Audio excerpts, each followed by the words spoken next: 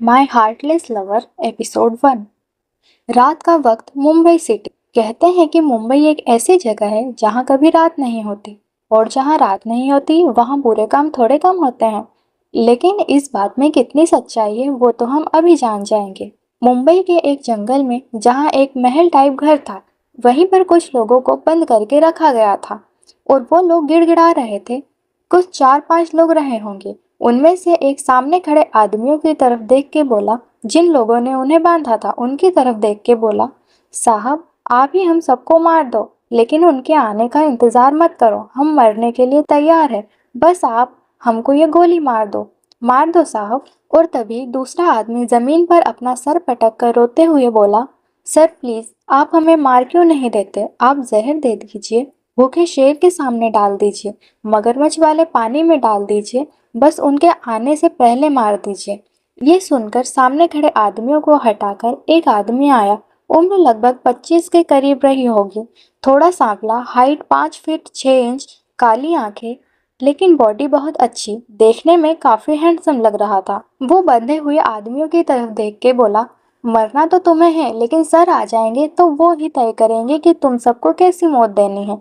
ये सुनकर सारे के सारे आदमी के गले में सांस अटक गई और सब जोर से चिल्लाने लगे, प्लीज लकी साहब हमें मार दीजिए, प्लीज हमें जहर दे दीजिए। और तब लकी बैठकर एक का चिन पकड़कर बोला, अब ज्यादा चिल्लाया ना तो सर को बता दूंगा कि तुमने बहुत ज्यादा पकाया है मुझे। ये सुनकर सब एकदम शांत हो गए और सलाइवा गटकने लगे।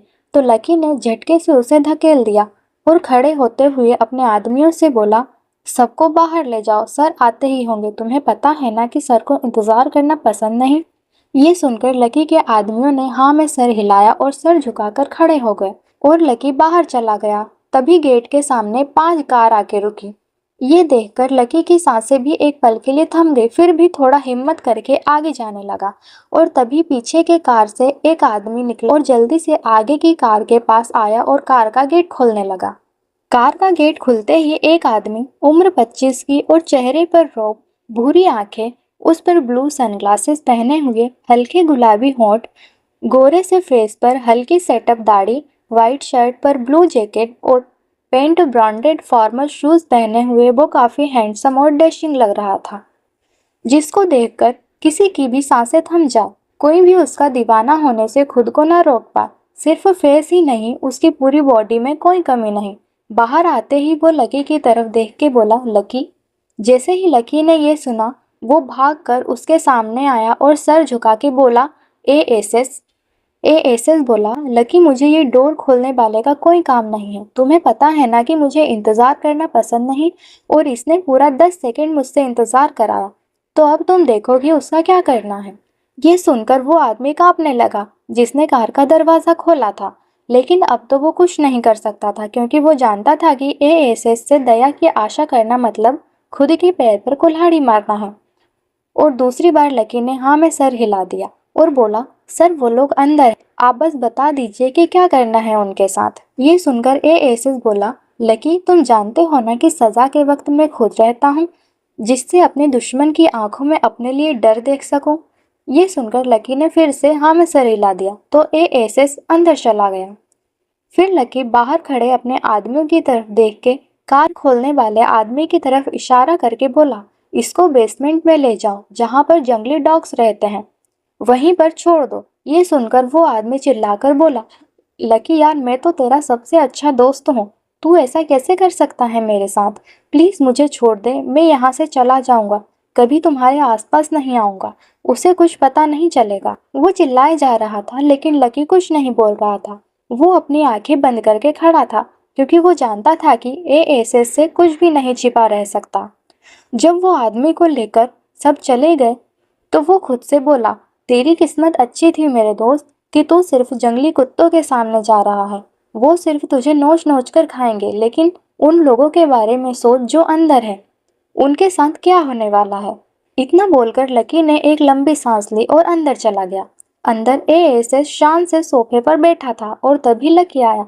लकी को देखकर एएसएस बोला, लकी इन लोगों को बहुत शौक है मेरे खिलाफ जाने का, अचिंत सिंह शेखावत के खिलाफ गए ये लोग, मेरी जमीन पर अपनी गरीबों वाली फैक्ट्री खड़ी करना चाहते थे ना ये लोग। ये सुनकर लकी फिर से सर झुका के बोला, एएसएस। अचिंत को देखकर किसी की भी आवाज नहीं निकल रही थी। वो कहते हैं ना, मौत से बुरा होता है मौत का इंतजार करना। इसलिए क्रिमिनल्स को फांसी की सजा सुबह के वक्त होती है, जिससे उन्हें वेट न करना पड़े। और यहाँ बेचारे लोगों का पागलों वाला हाल हो गया था, क्योंकि वो तो अपनी मौत का इंतजार कर रहे थे, लेकिन इससे भी ज्यादा डर इस बात का था कि मौत होगी कैसी। वो लोग ये सोच ही रहे थे कि अचिंत फिर बोला, चलो अब सस्पेंस खत्म कर ही देता हूँ। इतना बोलकर अचिंत ने अपने बगल में खड़े एक आदमी की तरफ देखा तो वो आदमी सर झुका के एक कमरे की तरफ चला गया और सब लोग उसी रूम की तरफ देखने लगे कि तभी वो आदमी एक बॉक्स लेकर बाहर आया। फिर अचिंत ने स्टाइल में लकी की तरफ देखा और फिर अपना सर लेफ्ट साइड झुका के बोला और फिर राइट साइड झुका के बोला, मिरर वाले रूम में डालकर सबको बंद कर दो। ये देखकर सारे आदमी सोच में पड़ गए कि आखिर अचिंत इतनी आसान मौत कैसे दे सकता है, लेकिन उन्हें नहीं पता था कि उनका भ्रम टूटने वाला था। सभी आदमियों को ले जाके मिरर वाले रूम में बंद कर दिया गया, जिससे जो कुछ भी उनके साथ हो सब लोग लाइव देख पाए। सब लोग सोच ही रहे थे कि उनके साथ क्या होने वाला है कि तभी एक आदमी बॉक्स लेकर रूम में आया और बॉक्स का मुंह खोल दिया और खुद बाहर आकर दरवाजा लॉक कर दिया। फिर सब लोग बाहर आके कांच से सब कुछ देखने लगे, लेकिन सामने का नजारा इतना भयानक होगा ये किसी ने नहीं सोचा था।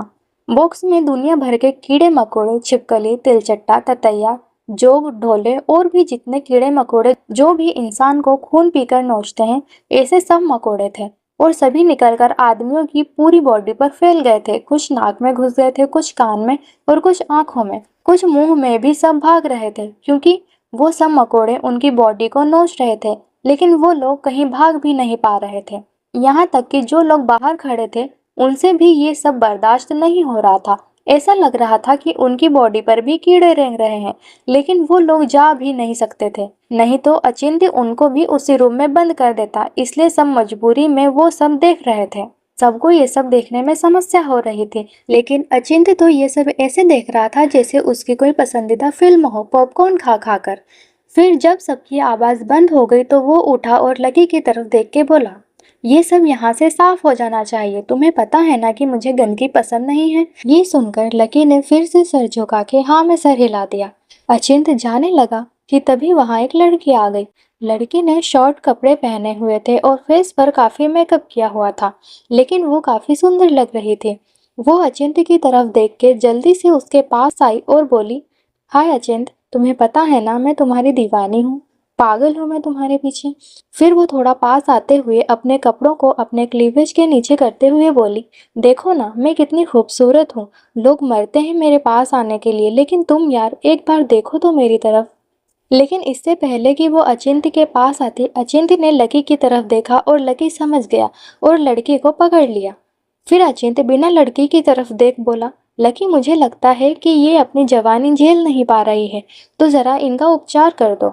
लकी ने अपने आदमियों की तरफ देख के बोला, ले जाओ इसको और फिर जब मन भर जाए तो भूखे शेर के सामने छोड़ देना। इतना बोलकर लकी ने लड़की को अपने आदमियों की तरफ धकेल दिया और खुद अचिंत के पीछे जाने लगा।